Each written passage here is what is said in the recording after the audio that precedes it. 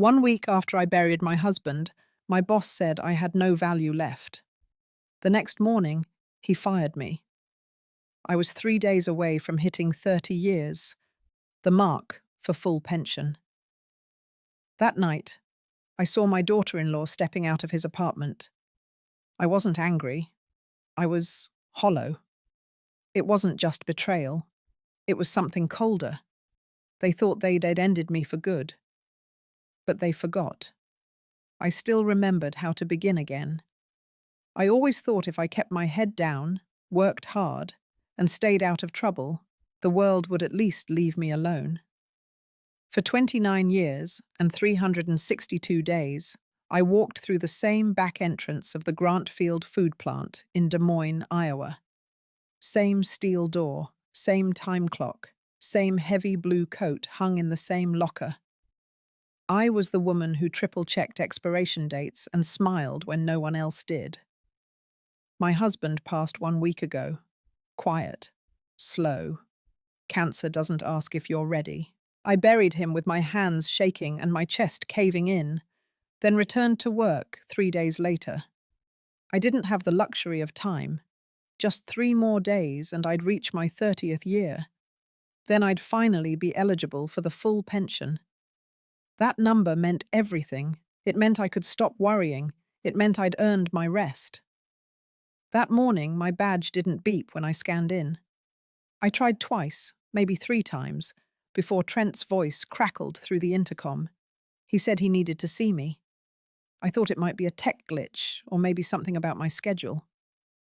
I walked through the hallway without a clue of the storm about to hit. His office always smelled like too much aftershave. The blinds were drawn. He didn't look up when I entered. I sat anyway. My heart thudded once, twice. Then came the sentence. No build-up, no gentle tone. Doreen, this isn't working anymore. Your performance has slipped. It's time to let you go. I blinked. The clock behind him ticked. 7:41 a.m. I didn't say a word. Not because I didn't want to, but because my body didn't understand how. I had planned this out. 30 years, full pension, medical coverage for life. 3 days. And now it was gone. Just like that. He slid a folder across the desk. Inside, a printed termination notice, a severance check, and a list of company property I had to return. I picked up the folder without looking at him. I walked back down the hallway without a single person making eye contact. The locker I had used for almost 3 decades had a yellow sticker on it. Temporary reassignment.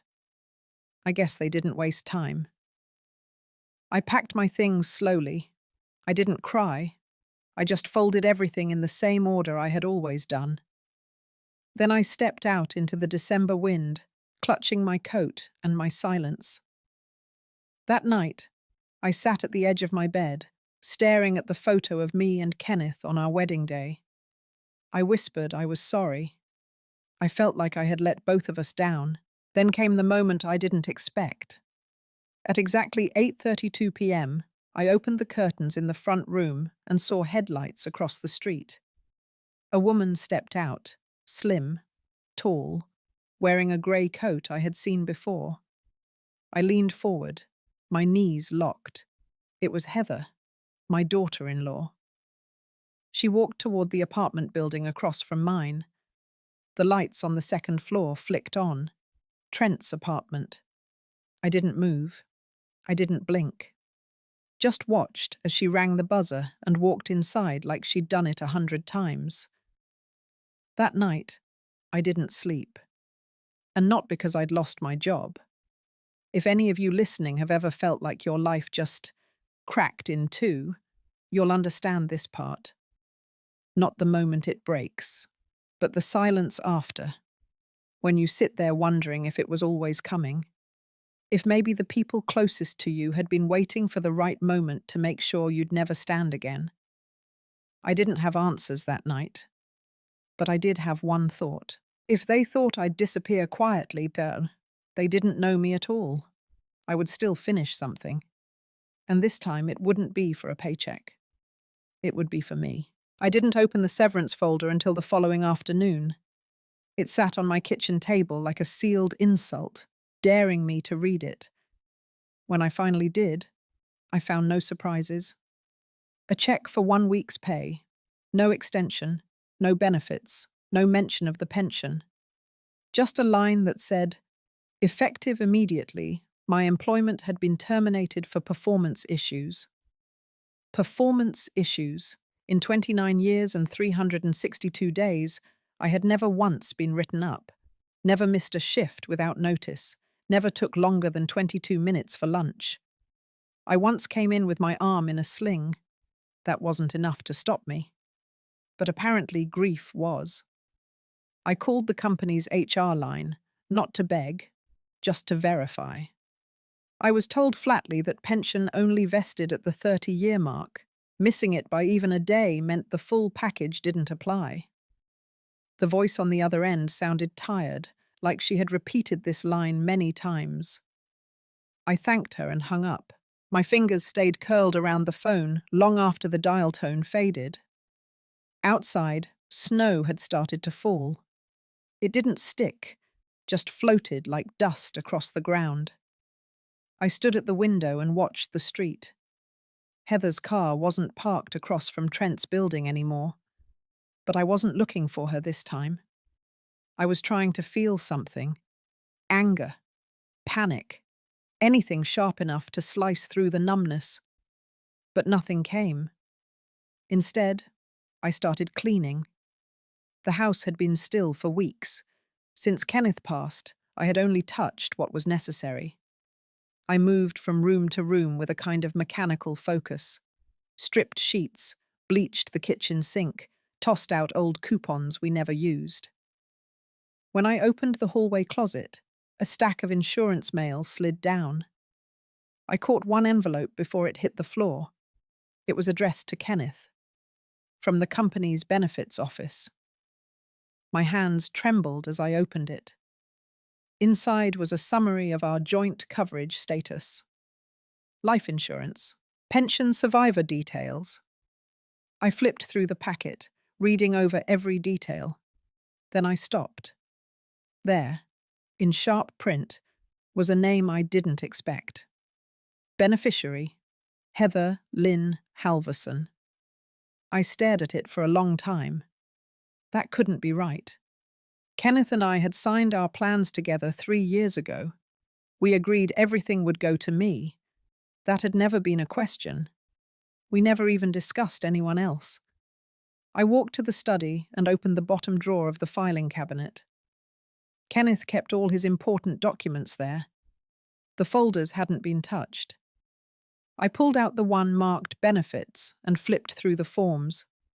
All in order, his signature at the bottom. My name listed on every line until 2020. That year, the form looked different. My name was scratched out. Heather's was typed in. The signature below looked like Kenneth's, but something about it was off. I had been with that man since I was 19. I knew how he dotted his I's. I knew the slight tilt of his R's. This wasn't his handwriting. It was too stiff, too deliberate. I pulled the paper closer, bringing it to the window for better light. My heart pounded slower, heavier. I didn't want to believe what I was thinking, but denial didn't hold up under a magnifying glass. I didn't know when Heather had started meddling, or how she had gained access to our documents. But something told me this wasn't just a mistake. It was a move, a calculated one. I returned the papers to the folder and placed it back in the drawer. Then I sat down in the chair Kenneth used to love, the one by the window that creaked when he leaned back. I looked out at the street again. It was empty now, clean and still. I wasn't. There was a knot inside me that tightened every time I blinked. Not from rage, but from clarity. This wasn't grief anymore. This was theft. And someone, somewhere, had underestimated just how much I had left in me. On Saturday morning, I woke up before the sun. My body moved before my thoughts could catch up. I didn't eat. I didn't change out of my robe. I just walked straight into the spare bedroom, the one we used to call the sewing room, even though I had never sewn a thing. That was where Kenneth stored the photo albums and boxes from the early years. The air in that room always smelled a little like old cardboard and cedar. I reached up to the top shelf of the closet and pulled down the green plastic tub labeled Family. It was heavy.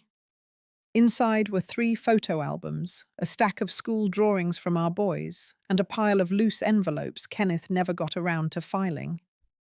I opened the first album. Pictures of us in our 20s, his arm around me at a county fair. Our son, Cole, being held in his father's arms in a backyard wading pool. Christmas in 1996. A trip to Omaha. Then I saw something odd. Tucked between 2 pages was a small square photo. It wasn't part of the album. I pulled it out. It was printed from a phone, a cheap, glossy print, the kind people don't usually keep. The photo showed a woman sitting on a couch with a man behind her. The angle was low, like someone had taken it from across the room in secret. My stomach went cold. It was Heather, no makeup, wearing the blue puffer jacket she usually kept in the back seat of her car. She was sitting in a living room that looked eerily familiar. I stared at the pattern on the pillows, cream with navy stripes. Then I noticed the man behind her. You could only see part of his profile, grey at the temples. A watch I recognized. It was Trent. I didn't remember Kenneth ever printing photos like this. He barely touched his phone. And this one looked recent. It must have been taken in the last few months. The photo wasn't dated, but the objects around them, the coffee table, the light fixture, matched what I'd seen through the apartment window the night I watched Heather walk in. I turned the photo over. In faint pencil, the initials TW were written in the corner. I dropped it on the floor. My hand started shaking. It was one thing to suspect something, another to have a fragment in your fingers, something that made it harder to rationalize. I picked it up again and walked it to the kitchen. I laid it under the light and just stared. The room in the photo wasn't furnished cheaply. Trent's apartment had always been a bit upscale for someone in his position. I remembered that his promotion had come 6 months ago, not long after he'd replaced the previous plant director. That director had retired early. Very early. Too early. The pattern was forming, not fully, but enough that my instincts kicked in. Heather was clever. She had always been charming in front of others, never crossed lines, always helpful. But lately she'd taken more control in our family conversations. She made the plans, spoke for Cole, handled every piece of paperwork when Kenneth had gotten sick. I remembered how she insisted on helping me with bills and hospital forms. At the time, I had thought it was kindness. Now, I wasn't so sure. I walked to the hallway closet and opened the safe. Kenneth kept everything important in there. I had the combination. It clicked open easily. Inside were insurance papers, our will, and a folder labeled pension. I pulled that last one out. I sat on the couch and opened the folder. The documents were there. Some were older than others. I flipped through them one by one. Then I saw it. A form dated August 2020. Change of beneficiary. It listed Heather, not me. I looked at the signature. It looked like Kenneth's, but it wasn't exact. Something about the curl of the K, the flatness of the E. I closed my eyes, then opened them again. My heart beat slow and heavy. I placed the signature page side by side with a form from 2018. His real signature. It was smoother, more natural. The newer one looked copied, forced. My throat dried out. I set the papers down and pressed both palms against my forehead. I knew what I had to do next. Not just to get angry, not just to wonder. I needed someone to look at these signatures, someone who could see what I was starting to see. I picked up my phone and scrolled through contacts I hadn't touched in years. Then I saw her name, Elaine Garber, Kenneth's old friend, a retired insurance investigator. I tapped the number and pressed the phone to my ear. The line rang, and I waited. The phone rang 5 times before I heard her voice. Elaine answered with the same calm drawl she always had, like nothing in this world could rattle her. I hadn't spoken to her in almost a decade, but she recognized me on the second sentence. I told her I needed help. She didn't ask why. She just said she'd come by the next morning. By 8 o'clock sharp, Elaine pulled into my driveway in the same tan sedan she'd driven since her retirement party. She didn't waste time with pleasantries. She walked in, placed her purse on the table, and looked me dead in the eye. "Let's see what you've got." I handed her the folder with the pension forms and the life insurance change. Then I placed the photograph of Heather and Trent on top. She didn't react right away, just studied each page, moving with a stillness that made the air in the room feel heavier. After 20 minutes of silence, she leaned back in her chair and exhaled slowly. The signature on the change of beneficiary form was a problem. She didn't say it was fake. She said it didn't match Kenneth's usual stroke pressure, said the ink looked newer than the paper. Then she flipped to the original 2018 document and pointed out where the pressure faded at the loop of the K, a sign of a live signature. The newer one was smooth throughout, even, like someone had traced it or copied it. Then she moved on to the photo. She asked where I found it. I told her. She nodded, said it wasn't an accident, that it was tucked into the family album. Someone wanted it found. Then she asked when Kenneth's cancer had worsened. I told her it had accelerated just 6 months before his death. She tapped the document again and said that timing mattered. The signature on the revised form was dated 2 months before he passed. She stood up, walked to the sink, and poured herself a glass of water. Then she said something I hadn't expected. If this was forged, and I mean if, then whoever submitted it had to access his personal records, get a hold of your mail, and understand exactly what paperwork to change. That takes more than coincidence. She paused. It takes access. And motive. I sat down hard in the dining chair. Elaine pulled a small tablet from her purse. Said she still did consulting now and then. She started taking photos of the documents, both the old and new forms. She took pictures of the envelopes they came in. Then she pulled out a small scanner and started collecting metadata from the prints. The way she moved was clinical, decisive. She told me she had a friend in Omaha who worked with estate fraud. Quiet cases. She would send the files over for analysis. In the meantime, she wanted to know everything I remembered about Heather's involvement in Kenneth's care. So I told her. How Heather handled the hospital bills, how she sat in on every meeting with the doctors, how she insisted on managing the insurance paperwork when Kenneth got too tired, how she offered to help with the mail and even picked it up some days, so I wouldn't have to leave the house. Elaine didn't interrupt. She just nodded slowly and kept writing in her notebook. When I finished, she placed the notebook down and looked at me.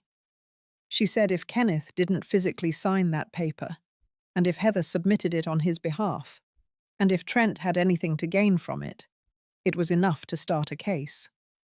She also reminded me that forged beneficiary changes were difficult to fight without forensic proof. But the fact that the signature didn't match, that the ink was fresh, that Heather had control of incoming documents, those were leads, and they were real. Elaine left with a copy of everything. She said she'd reach out to her contact and have an initial report within the week. She promised to keep it off the record, at least until we had something more concrete. After she left, I sat alone in the kitchen. I stared at the space where she had been sitting. For the first time in days, I didn't feel powerless. I wasn't whole, but I wasn't broken either. I walked back into the living room and picked up Kenneth's photo. I whispered, "I'm working on it." Then I put it back on the shelf. I didn't cry. I just sat there, breathing, still, focused. I didn't know what Elaine would find, but I knew one thing. I had stopped surviving, I had started digging, and I wasn't about to stop now. The next few days passed in a quiet blur. I kept the house dark and the curtains drawn, not out of sadness, but strategy. I knew how people talked in this town. It only took one person seeing Elaine's car for rumors to start spreading. So I let the phone go to voicemail. I didn't answer Cole's texts either. I needed space. And more than that, I needed time to think. I spent most of my hours at the dining table, sorting through papers. I laid everything out in categories: insurance forms, pension documents, medical records, and something else. I had started pulling our old bank statements. Kenneth and I had used the same credit union for 35 years. We kept it simple. No credit cards, just a joint checking and a modest savings account. But something had changed in the last year. There were transfers I didn't recognize. Small at first, then larger, and always just below $5,000. That was important. I remembered Elaine once telling me that anything over 5,000 triggered more scrutiny at most banks. The money had gone into an account I didn't know existed. It wasn't in Kenneth's name, but it matched a pattern. Bi-weekly, like clockwork. Each transfer happened a day or two after Heather had taken over his bills. I printed the statements and highlighted every line. By Thursday afternoon, Elaine called. She didn't speak in code, just asked if she could stop by. I said yes. She arrived within the hour, wearing a wool coat and carrying a thin manila envelope. She sat down across from me and opened it without ceremony. Inside was a printout, a preliminary analysis from her friend in Omaha. The signature on the change of beneficiary form was confirmed inconsistent with Kenneth's known writing samples. Pressure mismatched, stroke angles off. The conclusion wasn't definite, but the report said the signature had a high likelihood of being replicated. She said that was enough to begin a case, but not enough to win one. Then she asked if I had found anything else. I slid the highlighted bank statements across the table.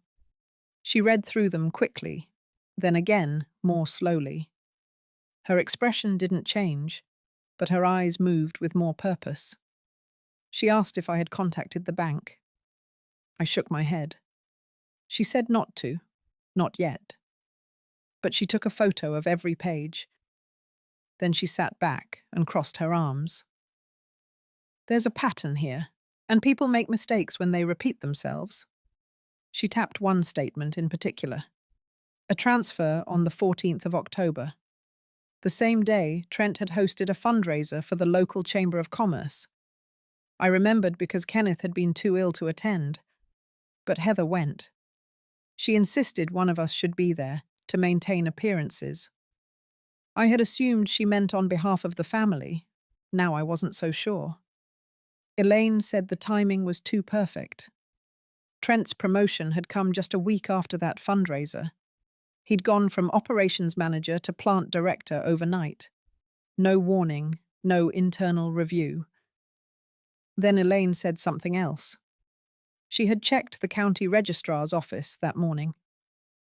2 months before Kenneth died, a property had been purchased in Heather's name, a small condo, paid in full, no mortgage.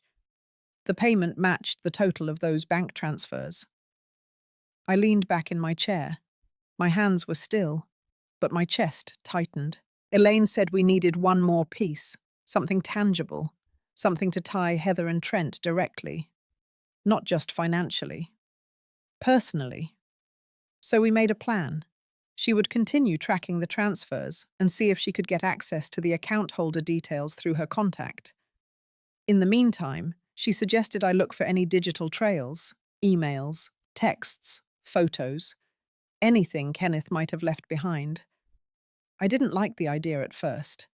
Going through his phone felt like breaking something sacred, but I understood. If someone had used his trust to manipulate our family, then I needed to face it. That night, I charged Kenneth's old phone. The battery was nearly dead, but it powered on. His passcode hadn't changed. I knew it by heart. Once inside, I scrolled through the messages. Most were from me or Cole, a few from Heather. But the real surprise was hidden in the Notes app. Kenneth had left a folder labeled Just in Case. Inside were voice memos, 5 of them. The first one was dated 3 weeks before he died. I pressed play. His voice cracked from the start. He said he wasn't sure how much time he had, that he didn't want to scare me, but that he'd noticed things.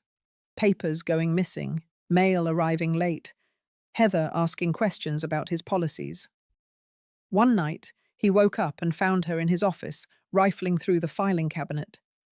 She smiled and said she was looking for a stapler. He didn't confront her, but he started documenting everything after that. The last memo ended with his voice shaking. He said he was worried. Not about dying, but about what might happen after. I sat there for a long time, holding the phone in my lap. The betrayal felt deeper now, more deliberate. And what haunted me most was that Kenneth had tried to warn me, quietly, gently, in his way. I transferred the files to a flash drive and locked it in the safe. We weren't guessing anymore. We were building a case. Elaine called just before 7 the next morning.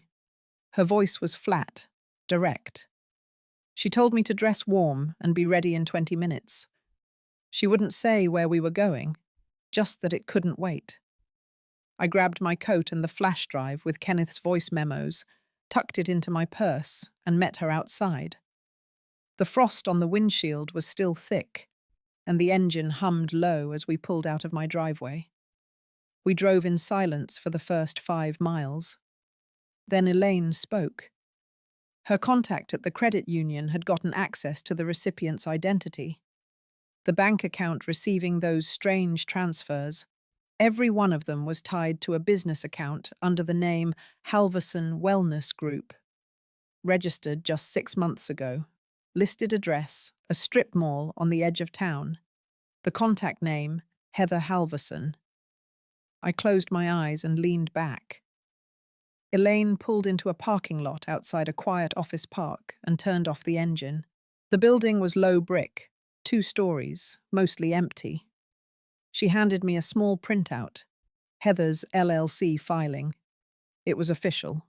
Paperwork, address, contact email. All clean, all designed to look legitimate. She said it was a shell.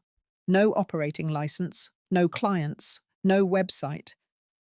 But the account attached to it had over $68,000 in activity in just the past quarter. And the transfers matched the same dates we had flagged on Kenneth's accounts. Elaine had been quiet during the drive because she was calculating, putting the story together, and now she wanted me to hear it all at once.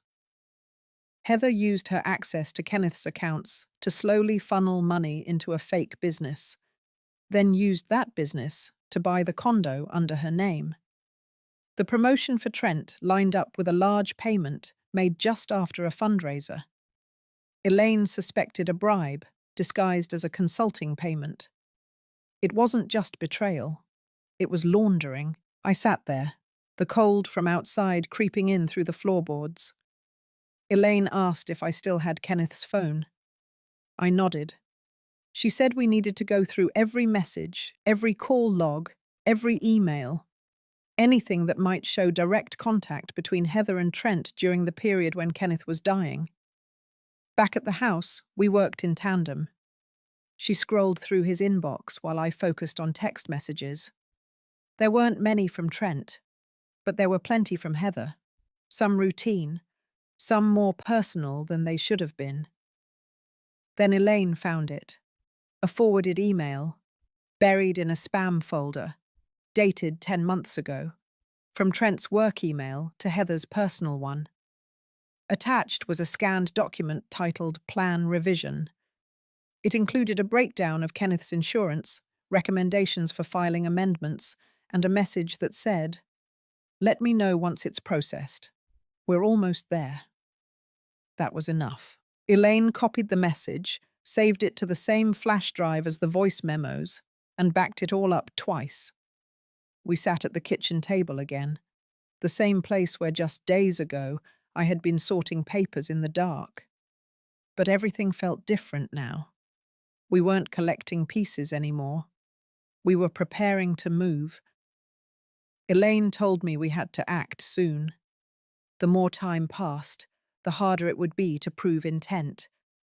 Paper trails fade, memories shift, people get cautious. But she warned me, this would require more than facts. It would take precision. We agreed not to confront anyone directly. Not yet. Instead, we'd use the weight of suggestion. Let them feel something was shifting under their feet. Let them slip. Elaine drafted a letter the next morning. Not from me, and not from her. It was from a fictitious attorney based out of Des Moines. The letter was neutral in tone, addressed to Heather, simply stating that a routine audit had flagged inconsistencies regarding Kenneth's pension and insurance, and that further verification of signature authenticity was pending. It didn't accuse, it didn't threaten, it only hinted. But that was the point. We mailed it from a box 2 towns over. Then we waited. I spent the afternoon in my garden, trimming roses that had long since wilted. The air was sharp with November cold, but I didn't mind. I needed to keep my hands moving. Elaine paced the porch. Neither of us said much. By evening, Heather called. I didn't answer. Instead, I watched the screen as her name flashed across it again, then again, and finally a third time, this time from a blocked number. I turned the phone face down. By morning, Cole had called too. He left a voicemail. His tone was confused. Said Heather had received a strange letter. Something about Dad's pension being under review. He sounded unsettled, and more importantly, unsure. That was the opening Elaine had hoped for.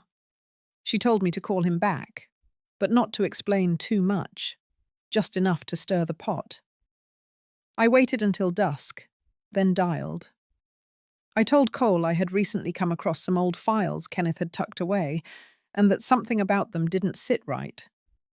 I said I had passed them along to someone who used to work in pensions, just to double check. I said nothing about the photo, or the forged signature, or the voice memos. I kept my voice calm, flat. I didn't accuse. I simply told him I was trying to make sense of everything. For myself. For closure. He didn't argue. He just said he understood. But something in his silence told me he knew more than he had ever let on.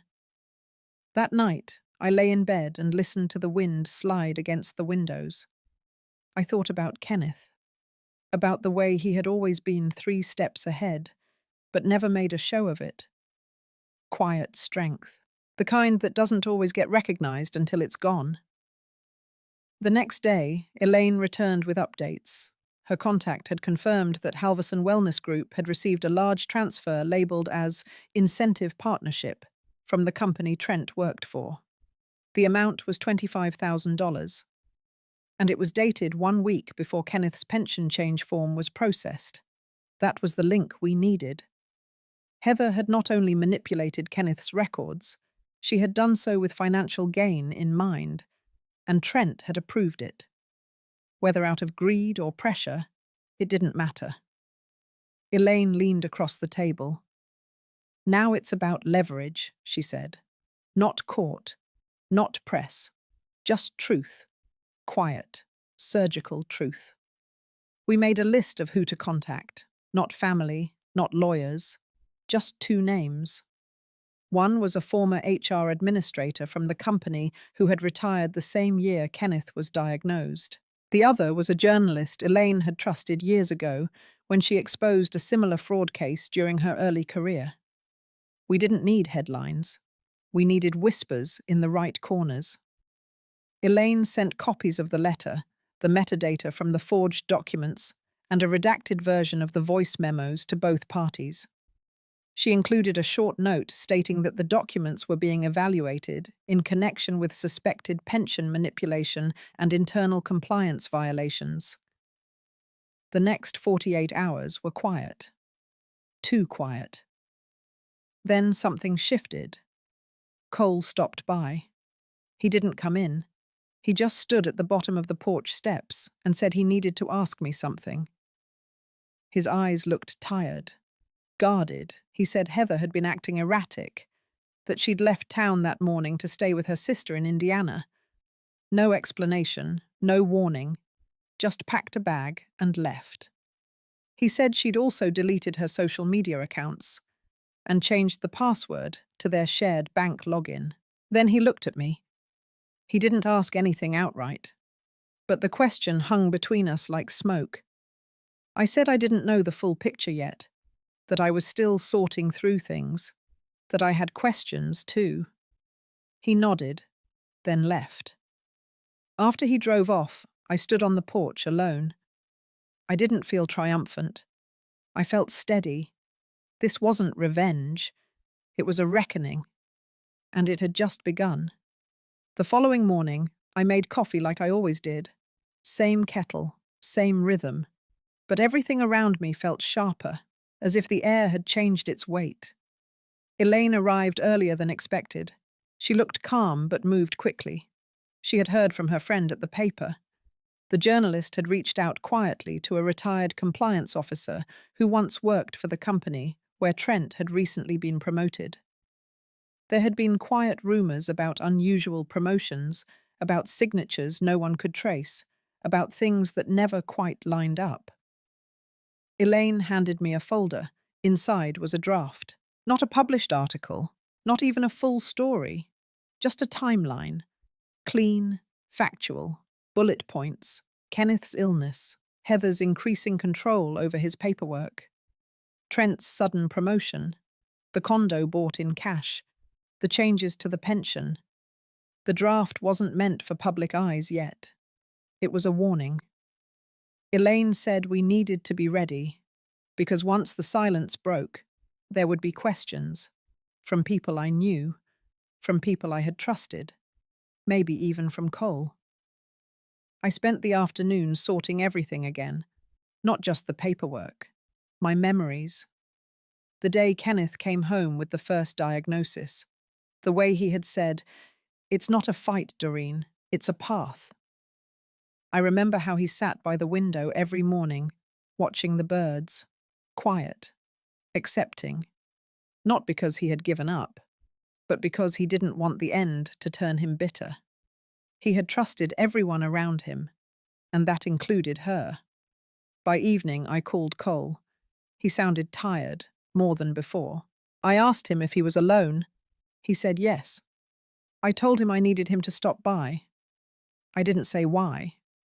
He arrived within the hour, wore the same flannel jacket Kenneth had once given him for Christmas. It used to be too big. Now it fit. He came in, sat at the kitchen table, and looked at me. I took the folder from the drawer, the one Elaine had given me. I didn't hand it to him. Not yet. Instead, I told him everything. From the first photo I had found, to the signature analysis, to the voice memos Kenneth had left behind. I told him about the fake LLC, the condo, the email between Heather and Trent, the bank transfers. I told him slowly, carefully, without embellishment, just the truth. When I was done, he didn't speak. He rubbed his hands together once, then stared at the tabletop. Then he asked the only thing that mattered, if Kenneth knew. I said yes. And I told him how his father had recorded those voice memos as a way to warn me, that he had seen the changes, felt the shift, but chose not to create chaos in the final weeks of his life. Cole sat very still. He didn't cry. He didn't raise his voice. He just nodded. Then he asked to hear the recordings. So I played them, one by one, from beginning to end. When they were done, he sat in silence for another minute, then stood up and walked out the back door. I didn't follow him. I just let him be. Elaine stopped by later that night. She brought another update. The journalist had officially submitted a request to the company for a statement, a formal inquiry. Nothing public yet, but it was enough to rattle the surface. Elaine looked tired. Her hands ached, but her voice was clear. She told me it was time to finalize the letter, not to the press, not to Heather, but to the board. The company's board of trustees had oversight over pensions, over policy, over all executive decisions. They were old school, private, and allergic to scandal. Elaine said, "If we submitted everything through the proper internal whistleblower process, it would trigger an investigation. But it had to be timed right." She said Cole was the key now. His silence could protect me, or unravel the whole thing if he panicked. That night, I sat by the fireplace and watched the embers fade. I thought about Heather, about the way she used to bring me tea during Kenneth's treatments, the way she laughed too loudly at Thanksgiving, the way she always insisted on making the pie from scratch, but never cleaned up afterward. I thought about Trent, how polite he had been, how invisible. And then I thought about Kenneth, his hands, his calm, his silence. I opened my journal and started writing. Not a confession, not a plan, just a truth. Line by line, I wrote down everything I had seen, everything I had felt. Not for evidence, not for anyone else, for me. Because once the storm began, I needed to remember why I started, not out of vengeance, but for dignity, for justice, and for the man who never raised his voice, but always saw everything. Elaine submitted it through the internal compliance portal used by former employees and family members of pension holders. She made sure it was encrypted, time-stamped, and verified. The flash drive with all the supporting documents was hand-delivered the same day. No email, no courier, no traceable trail. That afternoon, the air felt too still. I swept the porch 3 times, not because it needed it, because I couldn't sit still. The waiting felt heavier than the planning. Cole hadn't said much since our last conversation. He stopped calling, stopped texting, but he didn't disappear. He was there, in the periphery, dropping off a bag of groceries, leaving the trash bins back in place after pickup. Little gestures. His way of staying close without facing what he now knew. Elaine told me not to worry, that everyone reacts differently to betrayal, especially when it comes from the person they chose to build a life with. By Saturday morning, a white sedan I didn't recognize parked across the street. 2 men in dark jackets sat inside. Didn't get out, didn't make a scene. They just waited. Then one of them got out, walked to my mailbox, and retrieved nothing. He didn't carry a badge, didn't speak. But he looked at the house for just a moment too long before walking back to the car. Elaine said that meant the board had received the letter and that their internal review had started. Nothing official, just the quiet stirrings of accountability. That same day, Trent's name disappeared from the company website. No photo, no title, no mention.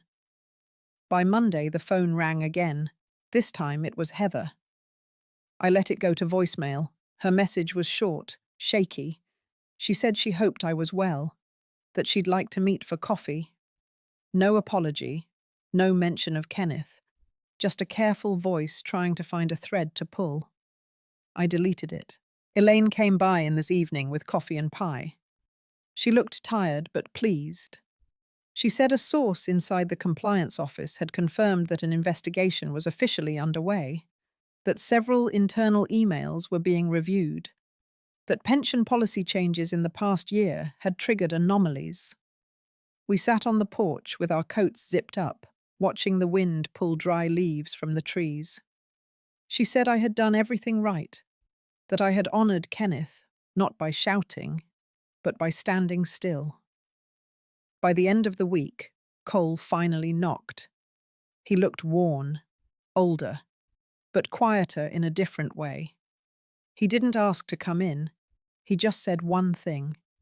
He had filed for divorce. He said it calmly, as if it were inevitable. He didn't explain. He didn't cry. I didn't ask why. He stood there for another few seconds, then turned to leave. I watched him go. I didn't call out. That night, I found myself sitting in Kenneth's old chair, the one by the fireplace. I had avoided it for weeks, but now it felt different.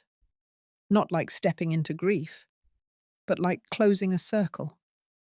I pulled out the journal I had started, the one filled with facts and names and timelines, and I began a new section, not for evidence, but for myself. I wrote down what I had learned, that silence is not weakness, that truth doesn't need noise to be felt, that betrayal cuts deepest when it wears the mask of love, and that healing doesn't mean forgetting, it means remembering clearly and choosing peace anyway. By the following Wednesday, Elaine brought a letter, official, from the board. It didn't include apologies, but it did confirm that Kenneth's pension had been mishandled, that there was sufficient evidence to reverse the last amendment, that his original beneficiary, me, would be restored, retroactively. Elaine handed me the envelope and waited for me to react. But I didn't cry. I didn't cheer. I just nodded. Because it was never about the money. It was about dignity, about setting the record straight, about making sure that Kenneth's final months weren't rewritten by someone else's ambition. Elaine looked at me and said I should think about what I wanted to do next. She had heard whispers that more names were being reviewed, that Trent was facing disciplinary action, that others might come forward with similar stories. But I didn't feel like chasing anything. I felt like breathing. I walked outside and stood at the edge of the yard. The wind was soft, the sky low and open. Somewhere, deep in the soil, winter was preparing to settle in. But for the first time in weeks, I didn't feel cold. I felt free. The days that followed were quiet, but not empty. I stopped setting alarms in the morning. I let the light decide when to open my eyes. There was no pressure, no panic, just breath. For the first time in a long while, I ate breakfast at the table instead of standing near the sink. I took the time to butter my toast, fold the napkin properly, refill my cup before it was empty. Small rituals. They made the air feel less like waiting, more like living. Elaine suggested I take a short trip, just a few days, somewhere not tied to anything, somewhere my grief couldn't trace. I thought about it, even looked up train routes. But I stayed, not because I was stuck, because I was rooted. The investigation wasn't done, but my part in it was.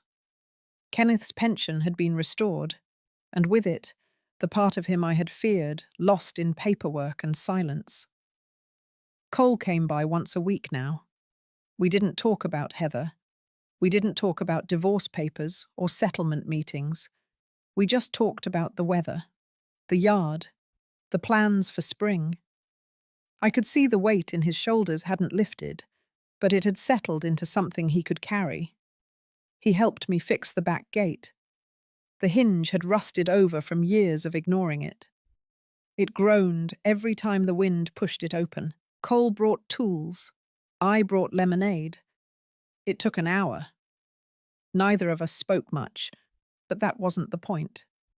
Sometimes healing doesn't need words. Elaine dropped off a newspaper clipping later that week. It was short. Just a mention that Trent had stepped down from his role due to what the company called an internal restructuring. There were no details, no noise, just a line between two updates on market trends. But I read that sentence 3 times. Then I folded it, tucked it into the journal, and didn't touch it again. It didn't feel like victory. It felt like closure. Elaine came over the next day. She brought fresh basil from her garden and a tin of scones. We sat outside with blankets over our laps. She asked if I had decided what to do next. I hadn't. She smiled and said, maybe that was the best part. Having space again. Not needing to know right away. Just breathing room. After months of bracing for the next twist, I finally felt the ground beneath me stop shifting. But one thing lingered. The flash drive. I still kept it in the bottom drawer of the hallway table. I hadn't opened it since the board's letter arrived. But I couldn't bring myself to delete it either. It wasn't just evidence anymore. It was a record. Of Kenneth. Of his voice. Of his clarity. His strength. That night, I played one of the voice memos again. Not because I needed answers, because I missed the sound of him. The message wasn't long, just a few thoughts he had recorded on a cold morning after a doctor visit. He had talked about the nurse with the purple scrubs, about the soup he wanted me to make that evening. And then, at the end, he said something that caught my breath. He said, I don't know how much time I've got, but I want to leave you something better than money. I want to leave you knowing you'll stand straight when I'm gone. I paused the recording. Let the silence stretch. He had known. He had seen all of it coming, not the details, but the shape of the storm, and he had trusted me to walk through it. The next morning, I mailed the flash drive to my lawyer, sealed, labeled, with instructions to archive it, but not erase it. Just in case someone, someday, might need to understand how quiet betrayal can be loud if you learn to listen right. The garden needed pruning again, so I did that. Trimmed the dead weight, let light reach where it hadn't in years. I found a folded paper in Kenneth's old coat. I don't remember putting it there. It was a shopping list. Bananas, soup broth, his favorite jam. And at the bottom, in his handwriting, a small line that wasn't part of any recipe. It said, "You are enough." I placed it in the drawer beside the clipped newspaper and left it there. Not to revisit, just to remember. The letter from the board had brought quiet, but what followed was something else entirely. About 2 weeks later, I received a formal-looking envelope from the firm handling Kenneth's pension. Not just confirmation of retroactive reinstatement, but a detailed statement. Every deduction, every reversed transaction, every restored benefit. I held it in my hands like it was something sacred. It wasn't about the money, but seeing it written, his name, the full amount, the official seal, gave a sense of justice I hadn't realized I needed. Elaine came by that afternoon. We read through it together, each page slow and careful. There it was. Every month accounted for. 30 years and 2 weeks of contributions. Full vesting rights honoured. Lump sum adjusted. Future payments scheduled. At the bottom, a note. Due to administrative error, a one-time corrective distribution would be issued within 30 days. I stared at the amount. $234,000. Elaine put her hand on mine. She didn't need to say anything. Later that evening, I lit a candle for Kenneth. Not for ceremony, just to keep something warm in the room. I sat in his chair again, let the light flicker across the wall. This wasn't a reward. It was a restoration. But the quiet didn't last long. The next morning, I stepped outside to pick up the paper and saw an envelope wedged into the front door frame. No stamp, no address, just my name. Inside was a handwritten note. Heather. She didn't try to deny anything. She didn't explain. All she wrote was that she hoped I could find peace, that she hadn't meant for things to spiral, that she loved Kenneth in her own way, that everything was more complicated than it looked. No apology, just a soft attempt at rewriting her part in it. Elaine told me not to respond. I agreed. But it lingered. The idea that someone could cause so much harm and still feel entitled to comfort. I let the paper sit in a drawer with the rest of it. Cole stopped by again the following Sunday. He looked tired, thinner, but he stood straighter than before. He said the divorce was finalized, clean, no contest. He didn't ask for sympathy, just said it was time. We sat outside for a while. He helped me trim back some of the hedges, said he was planning to move out of town. Not far, just a change. He asked if I would be all right. I told him yes, because I was. Not fully healed, but steady. Before he left, he handed me a small box. Inside was Kenneth's old watch. Cole said it had been in Heather's jewelry drawer. She never wore it. He thought it should come back home. I held it for a long moment, let the weight of it sit in my palm. That night, I wrapped it in a cloth and placed it next to Kenneth's journal. In the morning, I made a call to the community foundation in town. I had been thinking for weeks about what to do with the pension restoration. It didn't feel right just letting it sit. It wasn't mine alone. It was a story, a legacy, a warning. I asked to schedule a meeting, told them I had an idea. They said they'd be happy to hear it. The office was small, just 2 rooms and a shared kitchenette. But the moment I stepped inside the foundation, I knew I was exactly where I needed to be.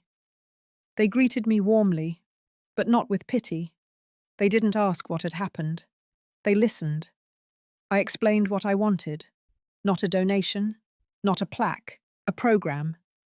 A small, structured initiative designed to help women, especially older women, navigate financial transitions after the loss of a spouse.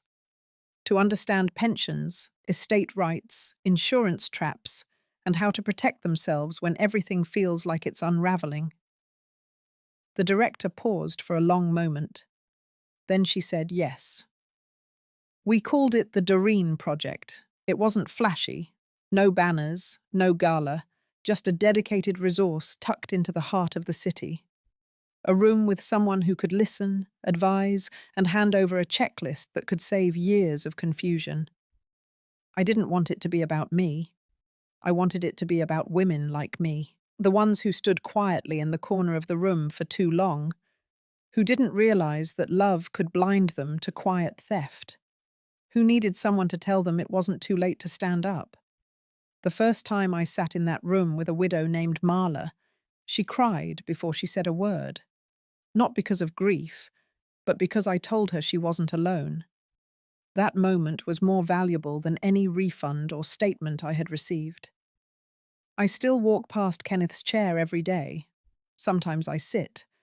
Not because I miss the past, but because I finally know how to carry it forward. Cole moved 2 counties away. We still talk sometimes, but he's on his own journey now. Elaine checks in weekly. She's helping me document the early results of the project, tracking the number of women who come through, the questions they ask, the systems they uncover. Sometimes we catch small frauds. Mostly we catch fear and help turn it into something else. I don't think Kenneth ever imagined this path for me, but in a way, he paved it, with every word he left behind, with every quiet instinct he followed in those last weeks. And now, As winter edges closer and the air grows still again, I stand in my kitchen with the light spilling across the tile, and I feel no bitterness, no rage, just peace. Not because it all worked out, but because I did not let it break me. I learned to read the silence, to plant new seeds in the cracks betrayal left behind, to find strength not in being loud, but in being clear, and to honor love by living with eyes open. That is enough. That is everything. If this story found its way into your heart, maybe because you've stood in shoes like mine, I hope it offered you more than just a moment. I hope it gave you something to hold. And if you've ever felt unheard or underestimated, know this: your voice still matters. You still matter. Let me know if this story echoed something in you. I'll be here, still telling stories that feel like home.